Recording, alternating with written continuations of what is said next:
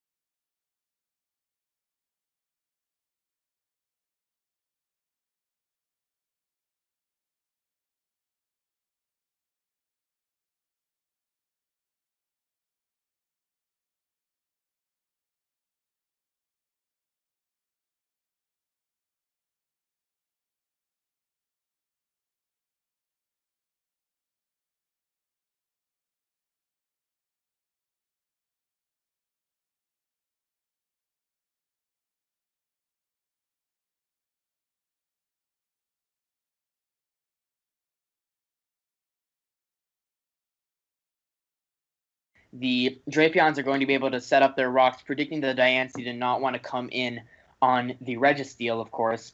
And as they get up their rocks, it's a huge turn in the battle, and it's really just nice for them to keep up rocks because as stated before, he kind of has a wall for everything, which means that there's going to be a lot of switching this game. And this battle could have played out a lot differently if he didn't let some of his offensive threats get weakened, such as Kiram, Azelf, all sorts of stuff like that. Those could have been really nice this battle if he set up with the Landorus sooner, got more Volt Switch initiative, could have hit really hard with the Mega Diancie.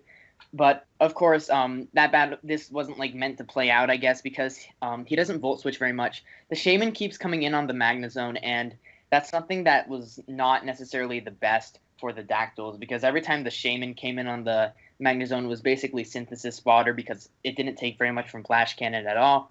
And eventually, the Drapions were able to put everything to the point where they just sort of died from Scarf Nidoking.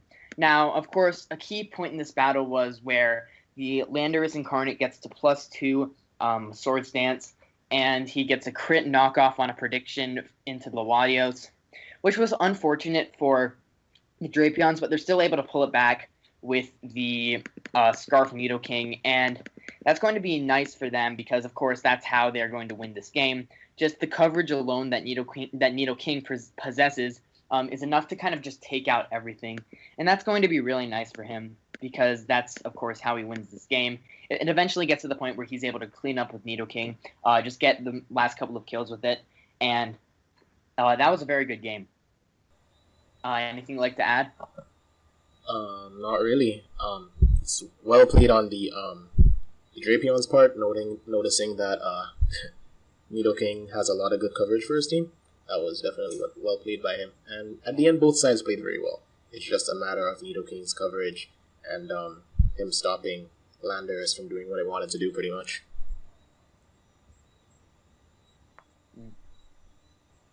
Yeah, that's all I have to say. Oh, okay. So the next battle that we are going to have is going to be the Detroit Butterfrees, coached by Iron Flash Gaming, versus the San Antonio Sparse, coached by Will. So the team that Iron Flash brings is Licky Licky, Crobat, Mega Houndoom, Azumarill, Mamoswine, and Jirachi, while the San Antonio Sparse bring Mega Lopunny, Gengar, Volcarona, Umbreon, and Cresselia. So something that you're going to notice is Jirachi can actually put in a decent amount of work on Cresselia and Skarmory if he is able to weaken the threats to it.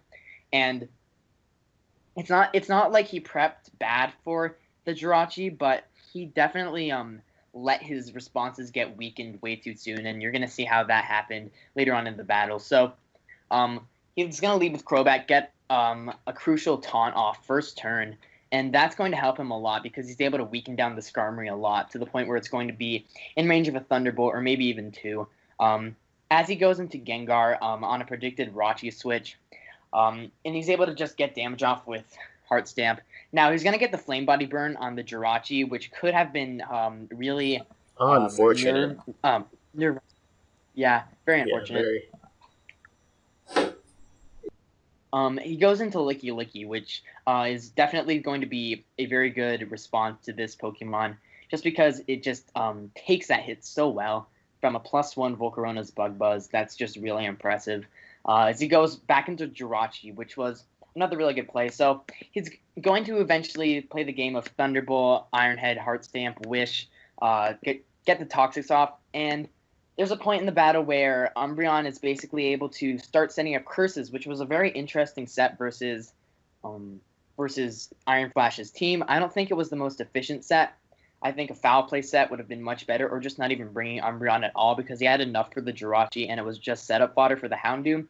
But he's able to get to +6 with the Houndoom, which is definitely very scary for the San Antonio Sparse. Luckily, he's going to have a Sash Gengar in the back as he's able to Belly Drum up with the Azumarill, but he kind of misplays, clicks Shadow Ball, and he almost just puts him in range of the Fake Out, which is basically what he's going to be able to do. So Crobat's going to come back in, and basically it gets to the point where Jirachi can kind of just win the game, because Jirachi can solo Cresselia easily 1v1 because of Toxic and just Wish, getting all of its HP back. And once it gets up wishes, everything is just weakened to the point where Jirachi can basically handle it. And he has the Crobat in the back, which is a really good wall to the Lopunny if it doesn't return, which it's not going to on the Jirachi necessarily. And the moment that he's just able to get Rachi back in, he just gets a kill basically because of how much pressure it's putting on him defensively and even offensively, despite the fact that it's burned. So that's basically how the battle is going to turn out. It's going to be switching between Jirachi and Crobat, and it gets to the point where Crobat is just able to win the game as it lives an Ice Punch from the Mega Lopunny, and that's a 4-0 win in Iron Flash's favor. Very good game, very well prepped by Iron Flash, bringing the nice setup sweepers to have to the point where he's not going to get soloed by like Cresselia, Umbreon, Skarmory. Mega Houndoom had a very good matchup this game, and he used it very effectively, getting it to +6 on the Umbreon. But I think that this was a very good game, despite it being very one-sided. Any thoughts? No, not really. Just pretty well played game there. I don't necessarily agree with the it was a good Curse game. Umbreon though. That's the only thing I gotta say about that. The Crobat was also really well played. The Taunt Superpower on the Skarmory, of course, might have it did something. I'm impressed by that at least. That's all I have to say. Yeah, he played his Jirachi, just his whole team very well, and I think that's going to be a theme this season where he just knows how to use his Mons. So the next battle is going to be the Golden State War Turtles versus the Emerald City Milotics, and you can take over this one. Right. So as Techno just said, the next match will be the Golden State War Turtles versus the Emerald City Milotics, and this is a game that I've actually anticipated from ever since I saw this matchup. Both teams, I think, are pretty well built, and they do seem like they will be contenders in this league as the weeks go by. But anyways, we're just gonna jump right into it. Of course, he does lead with Gudra, and my bad. I should not have started this as well. I should go into what teams or what both of the teams have brought. Of course, we're gonna see the Golden State War Turtles bring Virizion, Mega Aggron, Gudra, Gourgeist Super, Tentacruel, and Staraptor. And of course, the Emerald City Milotics are going to bring Mega Beedrill, Amoonguss, Heatran, Gliscor, Rotom Wash, and Ambipom. My bad. Alright, so first things first, we do see that Ambipom gets walled too for the majority of this match by this Pumpkaboo here. As Fake Out's not doing much, it's pretty much forced to U-turn every time this Pumpkaboo comes in. As Pumpkaboo does, I guess, what it wants to do, which is wall this Mon, basically. Now, Gudra. Gudra was one Mon that was really good versus the Emerald City Milotics, and that's because of how much coverage Gudra had. I believe Gudra's set, because I did watch the team builder, I believe Gudra's set was Poison. What? Poison? My bad, not Poison. It had Power Whip, Fire Blast, Ice Beam, Earthquake. Yeah. So, what this means basically is that you could hit Earthquake on the Heatran, Power Whip on the Rotom, Ice Beam on the Gliscor, and Fire Blast, of course, also hits the Amoonguss. Another thing to note is that it does have Sap Sipper, so it can be put to sleep by the Amoonguss. Of course, this thing just being the amazing wall breaker that it is, props to the Golden State War Turtles for bringing this. Unfortunately, though, it's sad to say he does get Milotics do get frozen there, but it doesn't really matter. As he unfreezes here. Unfortunately to say, he does let it get Will-O-Wisp. And that is what killed this Mon here, is because what this means for him is, or what this means for the Milotics is that they could just easily switch around Gudra, and it won't be as much of a threat as it was before. Which of course allowed Gudra to be worn down. They didn't really attack Gudra as much, I don't believe. Gudra basically died from burn here. Unfortunately for the Golden State War Turtles, Gudra wasn't able to be used at full capacity. But as you guys are gonna see, it's actually a very hard fought match between both of these guys. The Milotics do bring a very interesting Gliscor set. I believe it is Rocky Helmet. That actually ends up being very good for him because every time Staraptor goes for a move, for example, Double Edge or Brave Bird, these recoil moves, it's taking so much of extra damage from the recoil of Brave Bird and the added Rocky helmet, of course. Now, the Biolotics end up making some sacks. For example, they do sack Rotom in order to get more damage on Tentacruel, for example. They do also sack a lot of HP on their Heatran, as I said, just to take out the Tentacruel. Of course, they also sack Gliscor in the process of trying to get rid of Staraptor.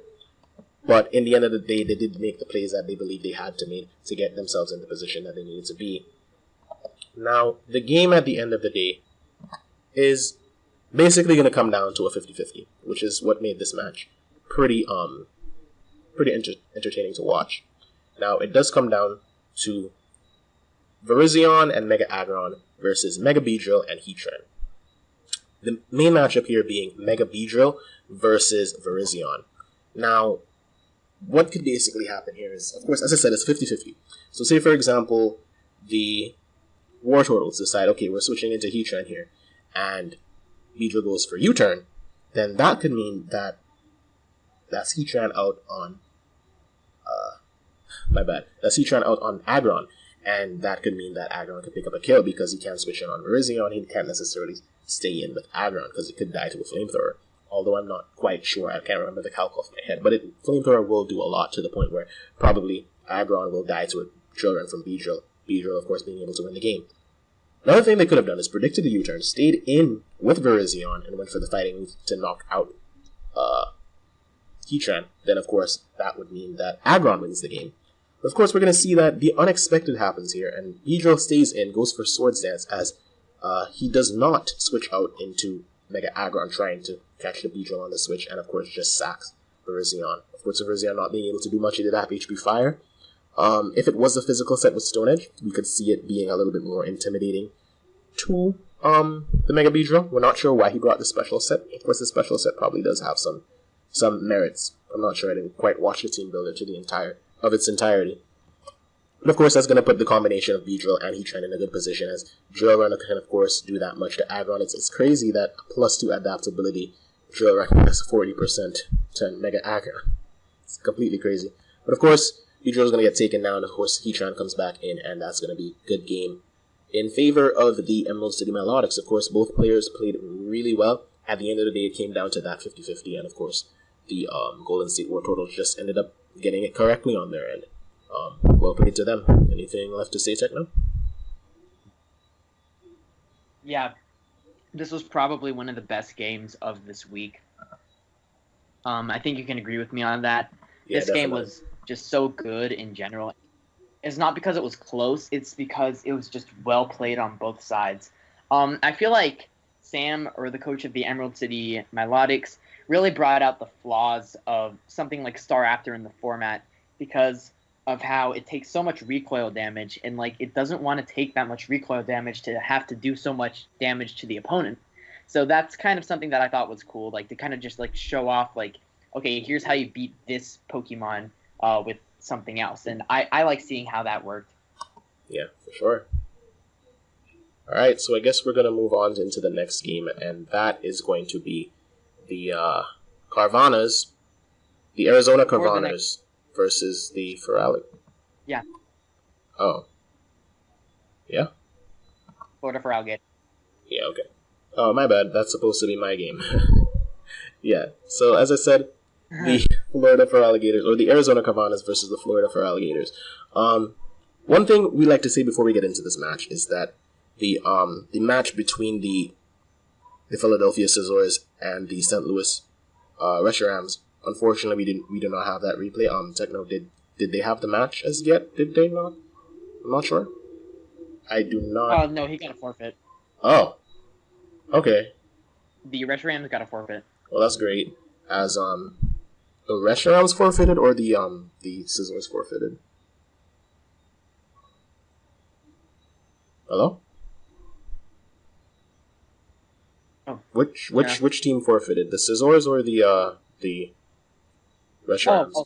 The Reshiram's forfeited the game. No. The Scizors forfeited, and the Reshiram's got the 3-0 win, so that's how that battle happened. Well, okay, so that's, unfortunately, Chimpact, the coach of the Philadelphia Scizors, I'm not sure what happened necessarily, but he wasn't able to play this next game. Not sure if he's going to be able, or we'll be seeing him in the rest of the season.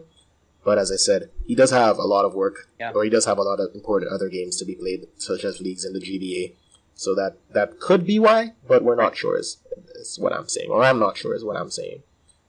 But nonetheless, we're just going to go ahead. Yeah, so...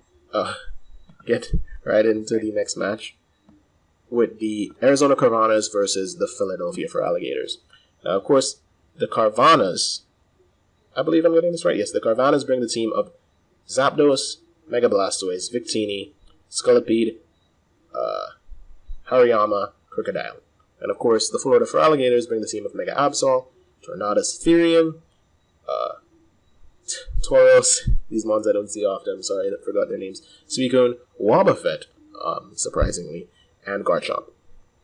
Of course, getting right off into the match here, our opponent decides he's going to lead off with Garchomp, but he doubles right into Wobbuffet. Of course, Wobbuffet, if you do not deal with it correctly, it can be quite the lethal mon, but surprisingly here, the Arizona Carvanas do deal with this mon to the point where it's able to do nothing. As you can see, he just plays around it to the point where he pretty much makes Wobbuffet look stupid, as it encores on turns where the Carvanas attacked, as it tried to attack on turns that they did not attack. It was pretty much a mess with Wobbuffet there, which unfortunately for them, they were able to make good use of, or they were able to play around that mon. Anyways, going into the rest of the match and going away from Wobbuffet, and the end of the day, Zapdos getting burned here was not really bad. And getting burned by Absol of all things, Mega Absol of all things. Of course, Zapdos does end up dealing with Mega Absol, but of course, what that means by it getting burned is that it might not be able to deal with Suicune as well as it would have otherwise. Speaking of Suicune, Suicune does end up coming in later on in the match. And of course, Calm Minding up. Now, it does get poisoned, however, but as you know, the normal Kurokun set, Calm Mind, Scald, Rest, Sleep Talk. This set, as you guys can see, could easily overpower our opponent here, as Zapdos, for some reason, is not Thunderbolting. He doesn't really have anything much to deal a lot of damage to this mon, especially since this mon gets access to Rest and Sleep Talk. So, from my standpoint, or I guess from the spectator's perspective, the Alligators have this game won. However, as we see, Suicune gets a weakened. It does end up claiming 2 kills on both Zapdos and Crocodile, but it gets to the point where I guess our opponent just did not bring Kokun or did not bring Rest. We do see that he did have that Wakan Berry to take care or to take hits from Zapdos, but unfortunately the lack of Rest here is gonna be very bad, very very bad for the Alligators here. As we guys are gonna see right after Kokun or my bad, Suicune goes down, our opponent's able to pass +2 speed to Hariyama and pretty much just wrap up the game. I'm laughing here because Hariyama is not a mon that we definitely see a lot, or passing a speed boost. Props to the Carvanas here, because I'm not sure. I for one I didn't see this play coming. Not sure if the Alligator saw it coming, but as you guys are gonna see, Hariyama is able to clean up here with super effective Ice Punch on both Garchomp and Tornadus, and of course Stab Close Combat. That just obliterates Tauros. So nice thorough victory for the Carvanas there. Anything to say, Techno? So as you said, the lack of rest on the Suicune definitely really was unfortunate for Alligators. If they had rest on Suicune, that could have just been a sweep from there. But unfortunately, they didn't. I feel like this Hariyama had Sheer Force Life Orb Thunder Punch, which might have been able to deal with it, but then the Win Con gets weakened, and it would just be. They also risk a burn, which I don't think they would want to do. So. Since there's no way their guts from the not taking damage from Life Orb when they went for Ice Punch. Hariyama is one of those mons where it's kind of like a nice utility mon, but it's like rarely ever seen outside of like fake out, maybe sponge a few hits, fire off some hits back, and stuff like that. But other than that, Hariyama putting in work, very surprising, very nice to see. It's nice to see stuff like this putting in work. I feel like Togue played masterfully around the Wobbuffet, and I feel like this was just a very good game. It was very hard to see who was going to win, but very good game in general. Definitely, for sure. And now I guess we're going to move on into the last game of Week 1 weekly recap. And what game would that be, Techno? So the last game was going to be the Sydney Sharpedos and their coach Gypsy versus the Manhattan Mudkips and their coach Andrew. So looking at team matchup, Gypsy kind of has a wall to everything. Unless that's like Nasty Plot Sludge Wave Thunderous, which could actually be a really big problem for this team. He kind of really has a wall to basically everything. Tangrowth can wall the Thunderous for the most part. Tyrantrum gets walled by Quagsire. Sharpedo gets walled by just a lot of things on his team in general. Smeargle is a Smeargle. Bisharp gets walled by Quagsire. And Gallade is the biggest offensive threat. That and Thunderous Therian. But I feel like this week was based on the Manhattan Mudkips not prepping the way they should have. If they prepped with stuff like Nasty Plot on Thunderous, this battle would have been a lot easier for them to win, in my opinion. Just because if you look at the battle, every time he brings in Thunderous, he's able to bring in his Tangrowth, and Tangrowth is able to sponge a hit. Also, he's able to block the Stealth Rocks from getting up with the Drapion. Another really key moment in this battle. The Smeargle set was it was kind of like weird, but it was cool. It was Endeavor Extreme Speed. I'm guessing it was Focus Sash. It was a cool set, but it didn't do as much as I'm guessing Andrew would like it to do. So Thunderous basically gets walled by Tangrowth every time because it's not Nasty Plot. It's something else. I'm pretty sure it was Scarf. I didn't check in the battle.